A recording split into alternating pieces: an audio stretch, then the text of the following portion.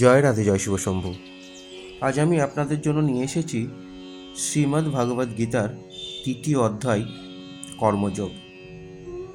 আমার চ্যানেলে সম্পূর্ণ বাংলায় শ্রীমদ্ ভাগবত গীতা পাওয়া যায়। এছাড়া পৌরাণিক অনেক বর্ণনা পেয়ে যাবেন এই কৃষ্ণভোলা চ্যানেল থেকে।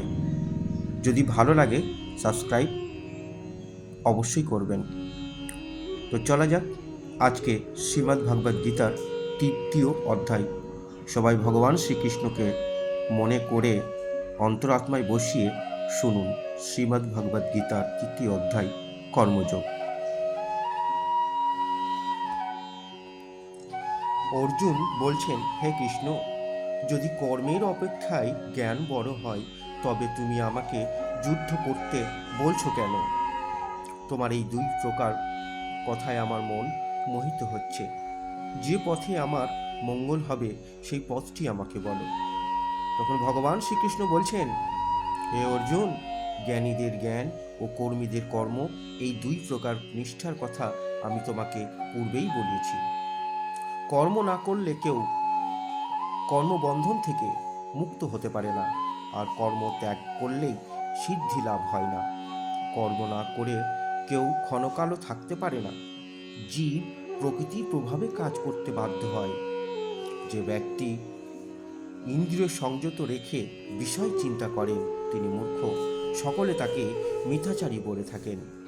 হে অর্জুন, যে ব্যক্তির ইন্দ্রিয় সংযত অথচ যিনি ফলাকাঙ্ক্ষাহীন, সেই কর্মযোগী প্রশংসার পাত্র।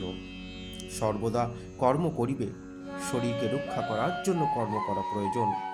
হে অর্জুন, আসক্তি ত্যাগ করে ভগবানের প্রীতির জন্য কর্ম করো, নতুবা বন্ধন ঘটবে।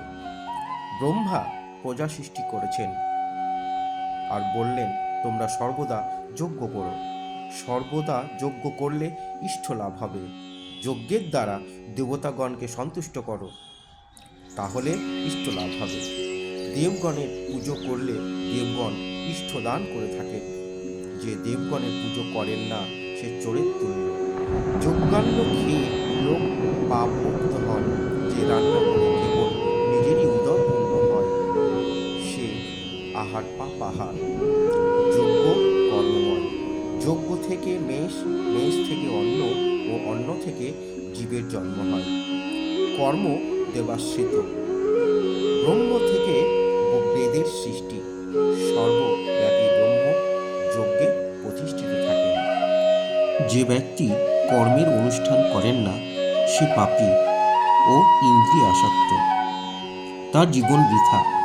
যে ব্যক্তি আত্মাতেই সন্তুষ্ট থাকে তার কর্তব্য বলে কিছু থাকে না। সে ব্যক্তি কর্মে বা অকর্মে পাপ পুণ্য কিছুই হয় না। সেই ব্যক্তি সিদ্ধি লাভের জন্য অন্যেরও আশ্রয় নিতে চায় না। হে অর্জুন, তুমি আসক্তি ত্যাগ করে কর্ম করো। অনাসক্ত ব্যক্তি মোক্ষ লাভ করে থাকেন। জনকাদি মণিগণ নিজ নিজ কর্তব্য করেই সিদ্ধি লাভ করেছিলেন। অতএব তোমারও নিজের কর্তব্য করা উচিত। শ্রেষ্ঠ ব্যক্তি যা করেন সাধারণ মানুষ তা অনুসরণ করে। হে অর্জুন, ত্রিভুবনে আমার কোনো কর্ম নেই, প্রাপ্যও নেই, তবু আমি কর্ম করে থাকি। আমি কর্ম না করলে জনগণ আমাকে অনুসরণ করবে না, তারাও আর কর্ম করবে না।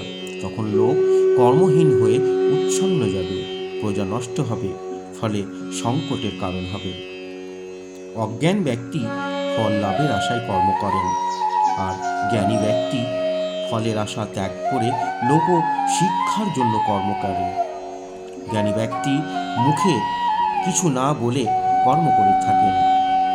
নিজ কর্ম করে তিনি ফলাসক্ত অজ্ঞান ব্যক্তিকে কর্মে নিয়োজিত করেন।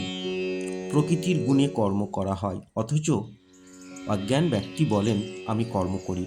অজ্ঞান ব্যক্তি প্রকৃতির প্রভাবে মুগ্ধ থাকেন, জ্ঞানী ব্যক্তি তাতে বিচলিত করেন না। হে অর্জুন, সর্বকর্মফল আমাকে সমর্পণ করো এবং কামনাহীন ও মমতাহীন হয়ে তুমি যুদ্ধ করো।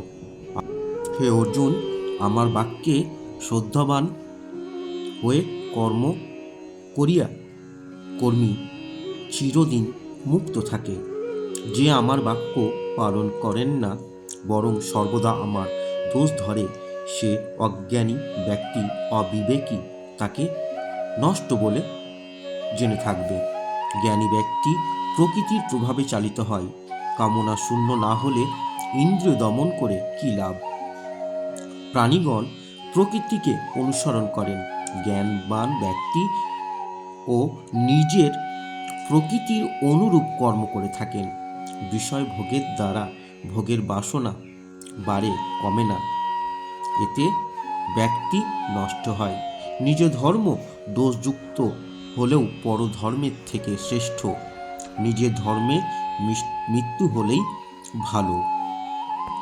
তখন অর্জুন বললেন, হে কৃষ্ণ, অনিচ্ছাকৃত ব্যক্তি পাপ করেন কেন? তাকে পাপ করায় কে? ভগবান শ্রীকৃষ্ণ বললেন, হে অর্জুন, কাম ও ক্রোধ এই দুটি দুর্জয় রিপু। রজোগুণ থেকে এটার উৎপত্তি। এটা মোক্ষের বিরোধী। যেমন ময়লা দর্পণকে ঢেকে রাখেন, ধূমো অগ্নিকে ঢেকে রাখেন, জরায়ু গর্ভকে ঢেকে রাখেন, কাম সেইরূপ জ্ঞানকে ঢেকে রাখেন। হে অর্জুন, কাম জ্ঞানীর চিরশত্রু। এটা জ্ঞানীদের জ্ঞানকে ঢেকে রাখে। মন, বুদ্ধি ও ইন্দ্রিয় এই স্থান কামনার। কাম এই সকলকে আশ্রয় করে মানুষের জ্ঞানকে আচ্ছন্ন করে রাখেন। হে অর্জুন, আগে ইন্দ্রিয় সংযত করো, তবেই কামকে জয় করতে পারবে। ইন্দ্রিয় সকল বড়। ইন্দ্রিয় সকল অপেক্ষায় মন বড়। মন অপেক্ষায় বুদ্ধি বড়। বুদ্ধি অপেক্ষায় আত্মা বড়। হে অর্জুন, আত্মা সর্বশ্রেষ্ঠ। এটা বুঝে কাম ও রিপুকে দমন করো।